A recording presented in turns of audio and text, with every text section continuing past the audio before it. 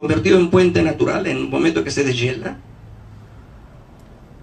Llega a Norteamérica, Alaska, y sigue avanzando, Centroamérica, Istmo de Panamá, porque no solamente migró el hombre, también migran los animales. Por ejemplo, nuestras llamas, nuestras alpacas, nuestros guanacos, ¿a qué familia pertenecen? A los camélidos. Y los camélidos están representados ¿por quién? Por el camello, pues. Y el camello es propio ¿de dónde? Del África. Entonces, son descendientes de los camellos. Por eso se llaman camélidos. Y ellos también siguieron una ruta parecida a la del hombre. ¿Me entienden? Y entonces, ¿hace qué tiempo habría llegado el hombre a lo que ahora es América del Sur? Al Perú, por decirlo.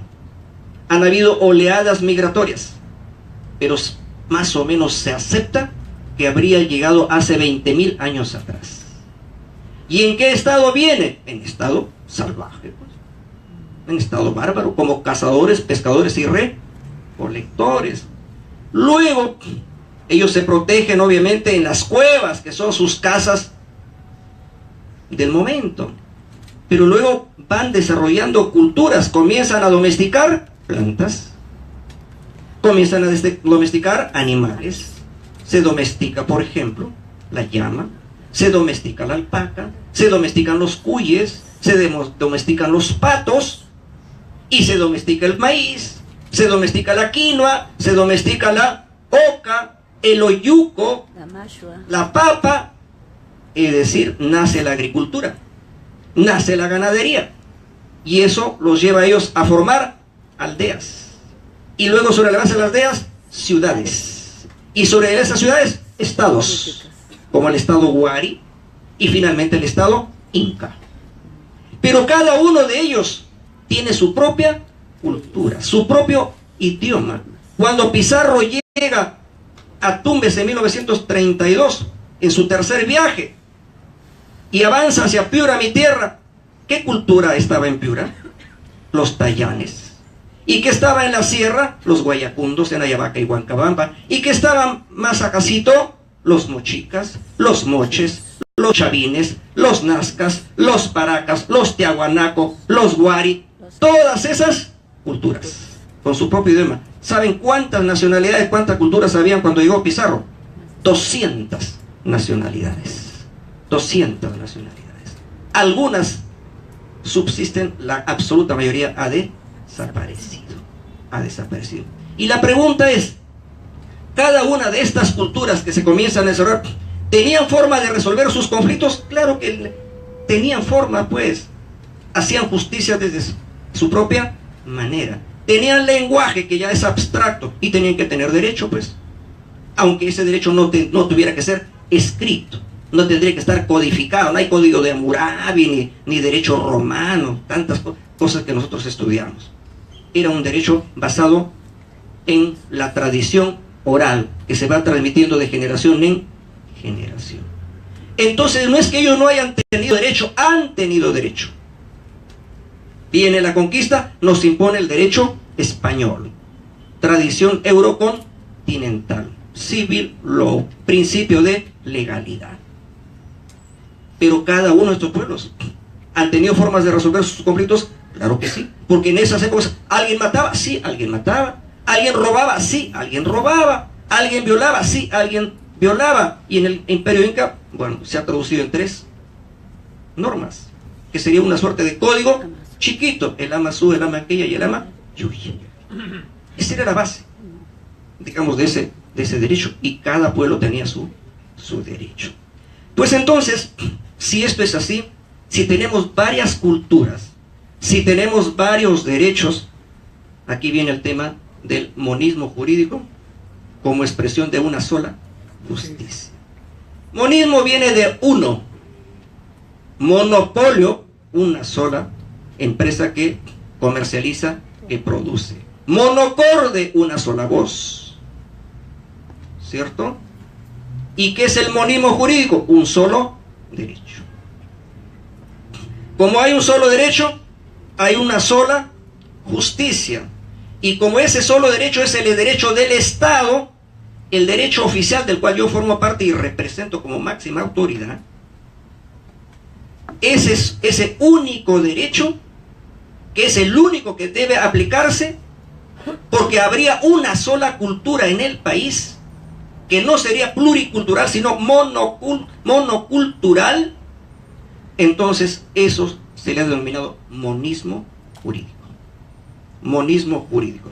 Entonces en nuestro país ha prevalecido siempre una cultura judicial oficial y la idea de la unidad jurisdiccional, que solo el Poder Judicial es el único que puede administrar justicia y nadie más. ¿Sí? Ustedes han escuchado siempre eso. Mentira, pues no solamente el Poder Judicial administra justicia, también administra justicia las comunidades campesinas, las comunidades nativas y las rondas campesinas. Entonces, esa justicia es una justicia aparte de la justicia ordinaria, de la justicia estatal, de la que nosotros formamos partes. Entonces, pese a que eso es una realidad, recién hemos comenzado a aceptarlo. Recién, a partir del año 1993, con la Constitución del 93, que en el artículo 149 dice que las comunidades campesinas, las comunidades nativas, con el apoyo de las rondas campesinas, tienen facultades jurisdiccionales.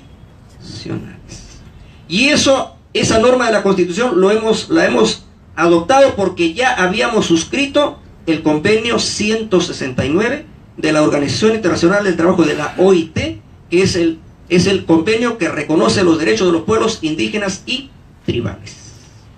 Pueblos indígenas son pueblos originarios, los que por primera vez poblaron los continentes. Son los que llegaron primero, no los que llegaron después y colonizaron, que invadieron, conquistaron. Los que han invadido eso no son pueblos originarios. España no es pueblo originario respecto a nosotros. Entonces, pueblo originario son los mochitas. Pueblo originario son los tiahuanacos, son los quechos. Ellos son pueblos originarios. Y la pregunta es, ¿quién tiene más derecho? ¿El pueblo originario o el que llegó después? Tiene más derecho el originario. Claro. Y tiene derecho a preservar su propia cultura y dentro de ello a preservar su propio derecho. Y digo una palabra, tienen derecho a tener su propio derecho. Tienen derecho a tener su propio derecho. Entonces la Constitución del 93 ya reconoce. Y cuando dice que las comunidades campesinas nativas, con el apoyo de las rondas, tienen facultades jurisdiccionales, ¿qué están diciendo? Facultades jurisdiccionales. Y ustedes que son ya estudiantes de derecho, ¿qué cosa es jurisdicción? ¿Qué es jurisdicción? Es ser juez, pues. Es decir, les estamos reconociendo que ellos pueden hacer de jueces. Es decir, que no solamente en el Perú son jueces, los jueces profesionales, abogados, con título de abogado y con título de juez otorgado por el Consejo Nacional de la Magistratura, como yo lo tengo, y que gano un sueldo por eso. No, también son jueces los que no tienen título de jueces, pero que ejercen funciones de jueces. Y eso lo tienen las comunidades campesinas, nativas y rondas, porque así lo reconoce la Constitución y porque así lo reconoce el convenio 169 de la OIT. Y cuando se tiene función jurisdiccional, primero es función de investigar, de recoger la noticia criminal, segundo de procesar y tercero de castigar. ¿Cómo va a haber derecho sin coerción, sin fuerza, sin castigo? Solamente nuestro derecho tiene coerción, tiene castigo. El derecho de ellos no, porque yo escucho cómo se queja la gente. ¿Por qué los ronderos pegan? ¿Por qué los ronderos penquean? Porque es coerción, pues. Solo que es diferente a la coerción de nuestra policía, que apalea porque tiene su palo. Ellos que tienen su chicote. Pero es su forma de coerción. Y tiene que haber decisión y tiene que cumplirse la decisión que adopta la justicia comunal. Entonces, ellos tienen funciones jurisdiccionales, claro que las tienen, pero yo en el Poder Judicial encuentro, digamos, una realidad que me duele. La absoluta mayoría de jueces no acepta la función jurisdiccional de las comunidades campesinas nativas y de las rondas. La niegan porque creen que solo puede ser juez aquel que es abogado, que sabe derecho y que tiene título de juez. ¿Cómo un cholo de esos, un indio de Chota, de Cutarbo, de Azángaro va a ser juez? ¿Cómo se va a hacer? Va a ser un igualado respecto a mí, que se ha creído, ese que no tiene ni zapato, que anda cochino, sucio, con yanques, con ojota, que apesta, así me dijo una fiscal en Chota. Así piensan, pues. Están pensando como blanquitos, como mistis, como colonizadores. Están pensando como Pizarro, como Areche. Pero son la mayoría de jueces. Y son la absoluta mayoría de fiscales. Y ni qué hablar de la policía. Entonces, nosotros tenemos que cambiar esa percepción de que las comunidades campesinas no tienen funciones de jueces. Tienen funciones de jueces, pero ya algunos me dicen, pero ¿cómo van a tener funciones de jueces si no saben nada de derecho?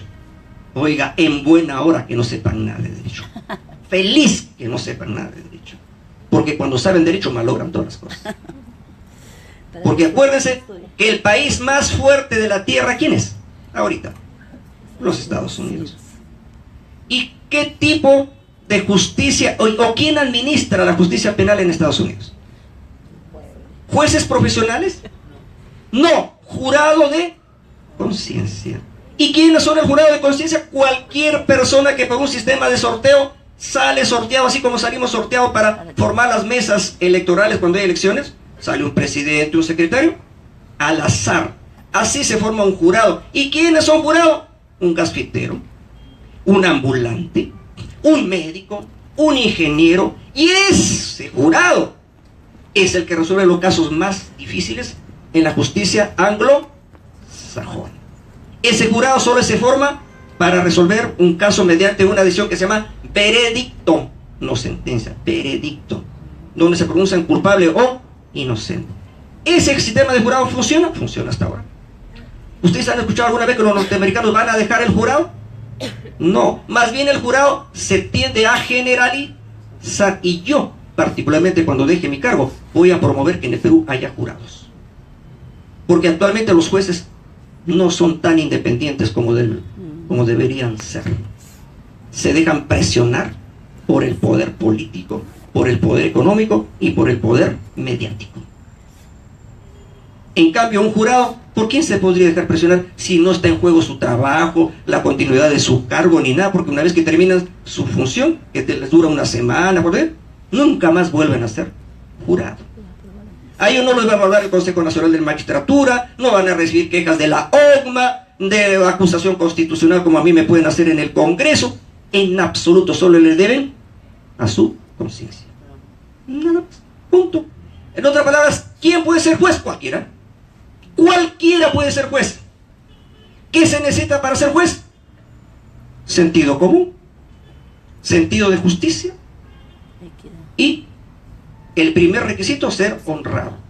Y el último de los requisitos, si se sabe algo de derecho, mejor. Nada más. Entonces, no nos escandalicemos que esos analfabetos, que esos ignorantes, que esos cholos brutos van a administrar justicia. Sí administran justicia porque tienen derecho y lo hacen mejor que nosotros, absolutamente mejor que nosotros. Si ustedes hicieron una encuesta de aceptación de la justicia campesina dentro del mundo campesino, tienen el 90% de aceptación. Y cuando hacemos encuestas de la aceptación del Poder Judicial, para llorar. El pueblo no nos quiere. Si ahorita alguien dijera, hay que ir al Poder Judicial, a la Corte Suprema, al Palacio Nacional de Justicia, a quemarlo, y hay que quemar a los jueces, la gente hace cola para hacer eso. ¿Me entiendes? No nos quieren. Claro que eso tiene que cambiar. Está cambiando. Está cambiando. Una última encuesta ha hecho una lista de 30 personas con más poder en el Perú. Y oh maravilla, ya figuro en el puesto número 16. No porque me llame Duberlín, ni por mi tamaño, ni ni por mi peso que escase son imperceptibles, sino por la presencia que yo quiero darle al Poder Judicial, para que se lo respete como poder. Lo estoy posicionando al Poder Judicial. Entonces, será un poder respetado en la medida que se legitime ante la sociedad. Y en ese camino estamos. En ese camino estamos.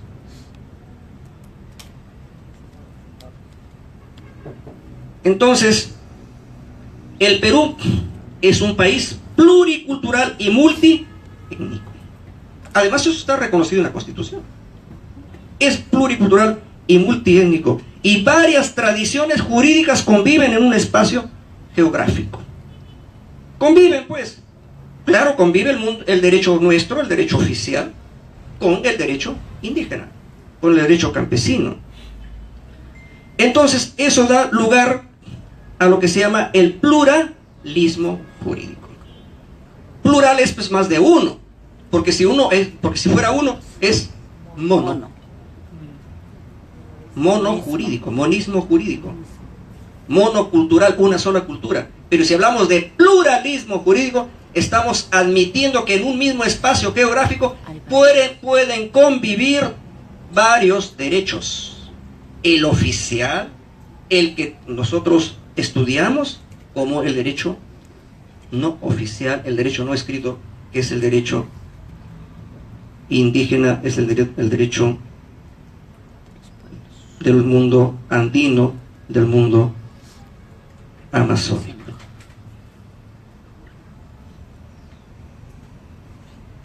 En el Perú actualmente hay más de 6.000 comunidades campesinas, 1.500 comunidades nativas y más de 3.000 rondas campesinas. Si esto es realidad, ¿cómo no vamos a reconocer la potestad de que ellos administren su propia justicia? Y aquí también, para no olvidarme después, cuando hablo de comunidades campesinas y comunidades nativas, el nombre está equivocado. No debía ser comunidades campesinas, debe ser comunidades indígenas, porque así ha sido su nombre históricamente. Comunidades indígenas. Pero en el año 1968, en el año 1969, en que estuvo de presidente un paisano mío, Juan Sin Miedo, Juan Velasco Alvarado, que rompió la espina dorsal de la oligarquía terrateniente en el Perú, él, de buena fe, cambió el nombre de comunidades indígenas por comunidades campesinas y cambió el nombre del día 24 de junio, que era Día del Indio, por Día del Campesino. Campesino es cualquiera que vive en el campo. Yo también puedo ser campesino, cualquiera de ustedes puede ser campesino, un gringuito también puede ser campesino. No, el tema es indígena, etnia. Hay que volver en el futuro a su denominación original, porque eso es lo correcto.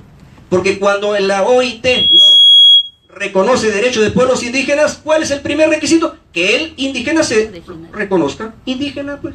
Porque ¿qué derecho de pueblo indígena voy a pedir si yo me considero un blanquito? No puedo pedir derechos de pueblos indígenas. Tengo que yo reconocerme indígena. Y ahí va este censo de autoidentificación étnica que se va a realizar dentro de poco. Pero como nos han satanizado tanto las culturas dominantes, nos avergonzamos de ser indios. Nos avergonzamos de hablar quechua. Cuando yo voy a Puno y le digo a muchos jueces, oye, pero si tú eres de Puno, ¿por qué no hablas aymara? Es que mi padre me dijo que ya no aprenda porque ese es un idioma inferior, que debo aprender solo inglés y que debo aprender solamente el castellano. Yo, por ejemplo, lo confieso, uno de mis traumas principales en mi vida es no saber quechua. Si yo aprendiera quechua estaría feliz. Bueno, en mi zona no se habla quechua, pero voy a hacer un esfuerzo por aprender quechua. Gracias. Entonces, ese nombre de comunidades campesinas está equivocado. Velasco no lo hizo de mala fe, lo hizo para evitar que se siguieran burlando, menospreciando a los indios. Porque acuérdense que en la colonia hubo una gran disputa entre Bartolomé de las Casas y otro español que ya no me acuerdo ahorita, Sepúlveda, Ginés de Sepúlveda. Sepúlveda decía que los indios no eran seres humanos, que eran animales. que hablaban, en tanto que el otro señor Bartolomé de las Casas decía: aquí sí son seres humanos. Hay que rendirle homenaje a Bartolomé de las Casas. Entonces, este tema de las comunidades campesinas y indígenas que tienen una fuerte presencia en nuestro país, obviamente tiene que ser reivindicado, reconociendo el pluralismo jurídico.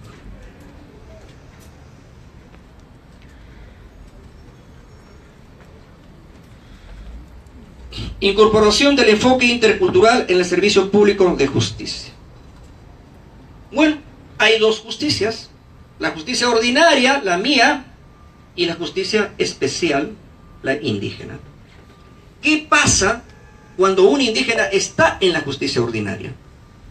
¿Qué trato le damos? ¿Le damos un trato absolutamente igual al que le damos al poblador que está asimilado a la cultura occidental y cristiana? No.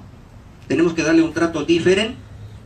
Eso se llama enfoque intercultural en el servicio público de justicia. Eso implica, por ejemplo, que si le vamos a poner una pena a un indígena que ha cometido un delito que está ventilándose en la justicia ordinaria, preferentemente no debe ser pena privativa de la libertad, es decir, no lo debemos mandar a la cárcel, porque así lo recomienda el convenio 169 de la OIT. Y si le ponemos una pena, no le pongamos la misma pena que le ponemos dentro de la justicia ordinaria. Ese es un tema con enfoque intercultural.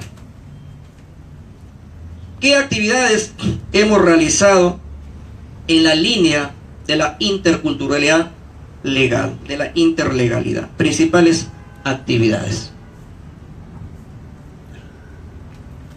En primer lugar, como la Constitución del 93, en el artículo 149, que reconoce facultades jurisdiccionales a las comunidades campesinas y nativas y rondas, dice que una ley regulará la coordinación entre las dos justicias, entre la ordinaria y la especial.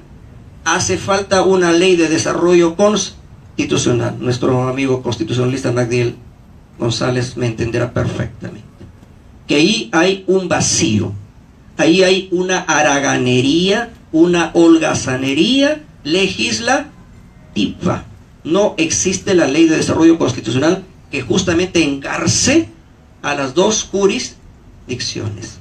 Para llenar ese vacío, el año 2012 presentamos un proyecto de ley de coordinación intercultural de la justicia al Congreso de la República, que incluso motivó un dictamen de la Comisión de Justicia de Pueblos Andinos, Amazónicos y Afrodescendientes en sentido positivo, aceptando la propuesta que había hecho el Poder Judicial, pero luego se quedó ahí y ahora se ha vuelto a presentar otro proyecto a cargo del congresista Gino Costa y de Marco Arana, y están debatiendo el contenido y el alcance de este nuevo proyecto de ley. Nosotros hemos organizado ya desde el año 2010 7 congresos internacionales de justicia intercultural, con participación de jueces, fiscales y también de comuneros, de representantes de ese mundo. Y este año lo vamos a realizar la primera semana de diciembre en Ayacucho. Vamos a tener otro Congreso Internacional de Justicia Intercultural. ¿Qué más hemos hecho? Hemos aprobado protocolo de coordinación entre los sistemas de justicia, protocolo de actuación en procesos judiciales que involucren a comuneros y ronderos, protocolo de atención y orientación legal con enfoque intercultural, dirigido a funcionarios del sistema de justicia estatal, y también en materia penal, aunque ahí no aparece, hemos aprobado un acuerdo plenario, el número 1 del año 2009, que se llama Derecho Penal y Rondas Campesinas, con el cual le decimos a los jueces del Perú que dejen de perseguir y encarcelar a los ronderos cuando capturan a los abigeos, y los abigeos ponen habeas corpus y luego los jueces los procesan por secuestro. Que los ronderos no tienen facultad para apresar. Sí tienen facultad para apresar, porque son justicia, pues son jurisdicción. ¿Cómo no van a tener facultad para apresar? Tienen que apresar. Entonces, ese acuerdo plenario nosotros lo hemos desarrollado con mucha fuerza. ¿Qué más? Tenemos una hoja de ruta de justicia intercultural. Hemos creado un consejo consultivo en materia de interculturalidad, y ahí tengo la asesoría, por ejemplo, de Roger Rumril, especialista en temas de Amazonía, y a Rodrigo Montoya, especialista en temas de interculturalidad andina. Ellos forman parte del grupo consultivo de la presidencia del Poder Judicial. ¿Qué más estamos implementando? Dentro del Acuerdo Nacional por la Justicia, que es un esfuerzo de interrelacionar a todo el sistema de justicia, porque el sistema de justicia no solo es Poder Judicial, también es Ministerio Público, también es Ministerio de Justicia propiamente dicho, es Consejo de la Magistratura, es Tribunal Constitucional, Academia de la Magistratura. Ahí, en el Acuerdo Nacional por la Justicia, también estamos incorporando un enfoque intercultural. Nosotros también tenemos que recurrir a la tecnología, a los medios de comunicación masiva. Y eso ahora básicamente es televisión y es radio. Nosotros tenemos un canal de televisión que se llama Justicia TV, 551 en Movistar, canal cerrado, cable. También ya hemos puesto señal abierta para Lima y Callao. Ahí en ese canal de Justicia TV, que difunde fundamentalmente los juicios, los casos emblemáticos, las audiencias, que hace educación, ya hemos implementado un noticiero judicial en quechua a las 5 de la mañana. Tenemos un noticiero judicial en quechua, y dentro de pronto lo tendremos también en aymara. Y no solamente eso, nuestros jueces de las zonas andinas quechuahablantes aymaras ya están haciendo los juicios en el idioma materno, que es derecho de los ciudadanos a ser procesados y escuchados en su propio idioma. Eso es acceso a la justicia. Y hemos emitido una sentencia en Aguajún también. Y le hemos recomendado a nuestros amigos del Consejo Nacional de la Magistratura, acabo de salir de ahí, están ahorita, ya entregaron cantidad de títulos a los jueces recientemente nombrados, y el Consejo Nacional de la Magistratura lo tiene muy claro, que cuando tenga que nombrar un juez, un fiscal en Puno, en Ayacucho, en Cusco, ese juez debe hablar quechua y debe hablar aymara, porque si no, será un extranjero en tierra ajena, no será bienvenido por la comunidad. Entonces todo eso también lo estamos implementando.